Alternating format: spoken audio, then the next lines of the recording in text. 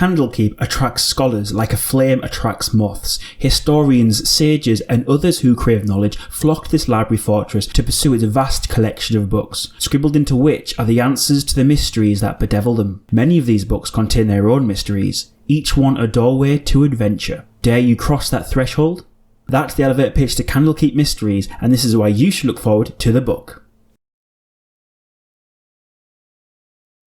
I'm very much looking forward to CandleKeep Mysteries, the next official book coming our way from Dungeons & Dragons. So looking forward to it, in fact, I thought I'd create a top 10 list in an effort to tell you why you should be interested in this book, but also a little prep for us all when this book lands March 16th. As a side note, this list isn't in any particular order, so let's jump in. Number 10. If you find yourself walking towards Baldur's Gate from the south, look towards the Sword Coast to the west as you tread along Coast Way, and you will see the Way of the Lion, the road that juts itself out and the only way on land to get to the towered library fortress. Some say CandleKeep got its name from the many towers that stretch to the sky. Others think that they got its name from towers looking like candles on a birthday cake. But there are many mysteries and secrets that hide behind these tall walls. One could spend a whole video on the lore of CandleKeep, and in fact others have, and I will link to them below. But here are some of my favourite lore pieces. Entrance to the keep is done so in two ways. 1. Sponsorship from a wizard. Or 2. You have a book or record they don't have. Now an adventurer could spend a lifetime in this keep and not see everything, to the point where no one really knows how many towers there are. But at the main gate you will find 3 monks who guard entry.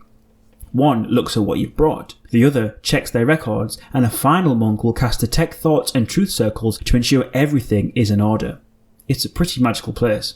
Early in CandleKeep history, there came to be a renowned seer named Alawandor. He became popular when a lot of his prophecies became true, and through this a group of monks began the Endless Chant, a recitation of Alawandor's prophecies. The crazy thing being, they continue to chant to this present day and never cease. One prophecy tells of the end of the world in 900 years' time from now, and this gets me thinking of all the prophecies as a dungeon master you could drop into your adventures.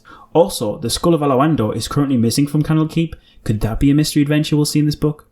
Finally, to top it all off, there's a supposed ghost of a silver dragon named Miriam, who was a slave to CandleKeep after her master's promise for freedom fell away after his death. Will we see an adventure with Miriam? Could we free the dragon? The best thing about lore is it can be added to, and CandleKeep Mysteries sure will add more to this wonderful location. Number 9. Once admitted into CandleKeep, you're only allowed in there for a 10-day. However, there are some monks, wizards and patrons of the library fortress that live and work their entire lives in the keep. If they're lucky and devout enough, they even have their own towers built for them, but that's a rare occasion. We know of the CandleKeep Inn, the priest's quarters, infirmary, bunkhouse and temple to Ogmar, but what else can we expect to find in the keep? What's the living space like? What do the monks and priests do when not researching? And when can a bard really show themselves off? I'm sure CandleKeep Mysteries will answer some of that, but will hopefully detail the order of hierarchy there, who the great readers are, and the lesser known inhabitants. Kobolds in the crypts perhaps? Number 8. CandleKeep Mysteries isn't a module like Rime of the Frost Maiden or Descent into Avernus. Rather, it's akin to Ghosts of Saltmarsh in that it's a collection of 17 adventures that range from level 1 to level 16. These one-shot style entries individually centre around a book in CandleKeep. Maybe we'll get sucked into a book like Narnia, we'll go questing to find a legendary tome, or get lost in the labyrinthine hallways of the keep. I can see where people are disappointed in it not being a fully fledged front to back story, but I like how all these adventures can be thrown in alongside ongoing campaigns, or even when a few friends band together for a one-shot. You've got many options, 17 in fact, that are each written by different authors, which brings me on to my next point. Number 7. Almost like the wealth of knowledge you'll find in CandleKeep itself, the writing and designing team behind CandleKeep Mysteries is vast and impressive. I mean, where do I start really? But before I do, I want to apologise if I butcher anyone's name. I seriously don't mean to. You have the likes of Amy Vorpal, actor, writer, and as someone who's DM'd for Critical Role and The Guild. You have numerous authors who've cut their teeth on video game design, like Alison Haig, Kiana Shaw, and Branda Stoddard. You have Chris Perkins designing his own adventure in here, and the awesome Jennifer Kretschmer, who pioneers for accessibility tools in tabletop role-playing games. To the point, D&D have made note that there are combat wheelchair accessible dungeons in this book.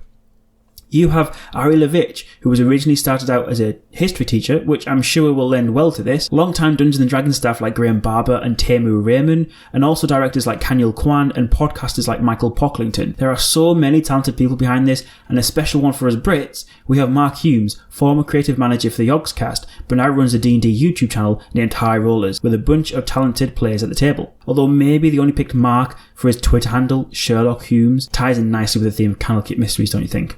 In total, 17 different authors are each taking their own adventure in this book. Number 6. With 17 different authors and 17 different adventures, you won't be amiss to understand how varied and unique they all will be. Knowing I'm sure authors like Amy Vorpal will make over-the-top comical adventures, Chris Perkins will craft deep, provoking adventures, and Mark Humes will publish high fantastical journeys for our characters, each talent behind this will make for an experience that everyone wants at this table. And again, this is perfect for those players that know what type of experience they want, and also for the players that don't, as I'm sure there'll be something for every player in this book. Remember, this isn't a level 1 through to 16 journey. Dungeon Masters, I'm sure, will want to try that out, though beware, it may get jarring as perhaps you go from one gothic horror maybe to Feywild bright and saturated straight after one another. Enjoy them at your own pace. To give you an idea, take a look at my next point. Number 5. We're lucky enough to know about 3 adventures that will be included in this book. Thanks to an interview with James Whitbrook over at Gizmodo, Jennifer Kretchum, Tamura Raymond and Amy Vorpal divulged some tidbits from their inclusions in CandleKeep Mysteries. The Canopic Being is a 10 to 12 page dungeon crawl type adventure located in Talishar, south of the Shining Sea, which is neat as we've not seen much of this area outside of Chult in Tomb of Annihilation. We then have Zikarin Zephyrin, Tome for Candlekeep. This Tamu's creation will see adventures helping a trapped genie in reward for a wish spell. And finally, Amy Vorpal's Candlekeep Deconstruction. This one takes place in the Fortress Lobby itself and an impending threat to its locale. We can expect to encounter the Skitterwidgets, a new creature that graces the pages of CandleKeep Mysteries. But if you want to experience Candlekeep now, check out my next point. Number 4. Are you thirsting for Candlekeep now and want to explore the halls and twisting staircases of this keep?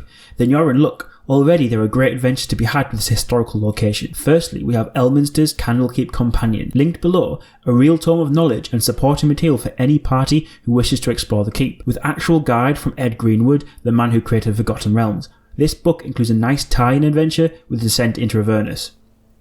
And we have the official Advanced Dungeons & Dragons adventure, originally used to playtest 5e. Confrontation at Candlekeep was a split session event ran first in Gen Con 2013, but the adventure is now public, and having ran one path through this myself, I can tell you it's easily adapted to any adventure that you may be running. You are tasked with saving Candlekeep from an invading force, and it gives the players different choices in which direction the adventure will go. You can pick that up in the following link below. Number 3. A core theme that runs through this book is mystery, and you'll be happy to know there are a wealth of supporting videos and material out there on the internet for both players and dungeon masters alike. For players, highlights include subclasses and characters D&D Beyond Think would tie in nicely with this book. There's also the aforementioned Elminster's Candlekeep Companion that gives you new races, spells and monsters. And for the DMs out there, you should check out Luke Hart over at the DM Lair for his video on running investigations and mysteries in D&D, and the channel The Great GM, where Guy gives you a really well laid out plan and rules for creating mysteries in your game. I especially like how each scene should have one obvious clue that points to the next. For all you lore lovers out there, Sword Coast Guide has the best information about Candlekeep. Although limited, it can get you on the good footing for when this upcoming book divulges more juicy information. Number 2. From what we've seen from Candlekeep Mysteries so far and the amazing authors that are behind its craft, I can only imagine the same can be true for the art we'll see in this book. It's difficult to find artists that are working on D&D titles before they're released for obvious reasons, but we can only guess and figure out who may be drawn for the product and what styles we may see. From the get-go, we've seen the skillful work of Clint Seeley. That much is evidenced by the invoking image on the front cover, showing a couple of adventurers scouring tomes whilst black shadowy hands stretch outwards towards the room. We've also seen the alternative cover by Simon Mayer. Delving into the not-so-sacred text of Twitter, I'm guessing we'll see the art from the expansive and action-enthralling artist Sam Kaiser. He's spoken about work in development for Wizards. We may see Luke Hurwitz, only he illustrated for Wizards of the Coast in the past for Magic the Gathering, but I can't help but think that this could sit well in the upcoming book. And finally, I've seen mention from Mike Darkham Lim, a long-time artist for D&D, tweeting he's got more exciting paintings incoming. But there's one type of art I'm looking forward to the most, and that rounds off this list. Let's see what it is. Number 1. This list hasn't been in any particular order, but I would be amiss to tell you maps could be the one thing I'm looking forward to the most. Simply, there weren't any highly detailed and thought-provoking maps of Candlekeep before Elminster's Candlekeep Companion came out last year. The only thing we had to go off was the old 1998 Baldur's Gate PC game, which had a lower resolution and broad layout of the keep. Alongside information in Sword Coast guides that the keep was split into circled segments, a grand garden and many towers, that's really all we had.